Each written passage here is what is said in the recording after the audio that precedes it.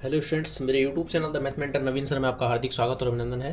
तो स्टूडेंट्स, आज बात करेंगे इस प्रॉब्लम के साथ में। एक रिलेशन डिफाइन है रियल नंबर के सेट से रियल नंबर के सेट पर। हमको ये बताना है कि एक जो रिलेशन है वो इस तरह डिफाइन दे रखा है हमको कि a कोमा बी और a minus B less than equal to 1। ठीक है, तो हम ये बताएंगे कि रिफ्लेक्सिव, सिमेट्रिक और ट्रांजिटिव में से कौन कौन सा ये चेक करने वाले हैं।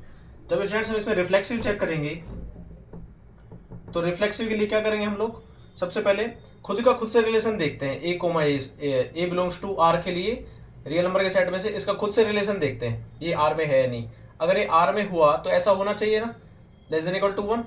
तो ये क्या हो जाएगा, 0 लेस देन इक्वल टू 1, जो कि सही बात है, विच इज ट्रू। तो ये रिफ्लेक्सिव तो हो जाएगा। अब बात करते हैं सिमेट्रिक की। सिमेट्रिक में अपन ने मोड वाले क्वेश्चन के लिए क्या पढ़ा है, ये पढ़ा है ना। अगर मेरे पास में ऐसा दे रखा है तो उसमें इसको मैं ऐसा कर सकता हूँ, inequality less than equal to 1। कहीं मोड के अंदर पॉजिटिव है तो नेगेटिव साइन लगाऊंगा तो भी मोड पूरा पॉजिटिव आंसर देगा। तो यहाँ से आ जाएगा मोड के अंदर b माइनस का a less than equal to 1। तो इसको मैं लिख सकता हूँ b comma a belongs to r, अगर मैंने a comma b belongs to r लेके चले हैं तो। दूसरा, अगर मैं ट्रांजिटिव कैलकुलेट करना चाह रहा हूँ तो ट्रांजिटिव के लिए मैं क्या करूँगा, 3 एलिमेंट लूंगा और इस तरीके से चेक करूंगा कि a minus B less than equal to 1 हो जाए एंड b माइनस का c less than equal to 1 हो जाए। तो मैं a माइनस c चेक करके देखूंगा। बट ये ट्रांजिटिव नहीं होगा, क्योंकि यहाँ एक एग्जाम्पल ऐसा मिल गया मेरे को कि a बराबर, अगर मैं यहाँ पे 1 ले लेता हूँ, b बराबर मैं यहाँ पे 2 ले लेता हूँ और c बराबर ले लेता हूँ 3।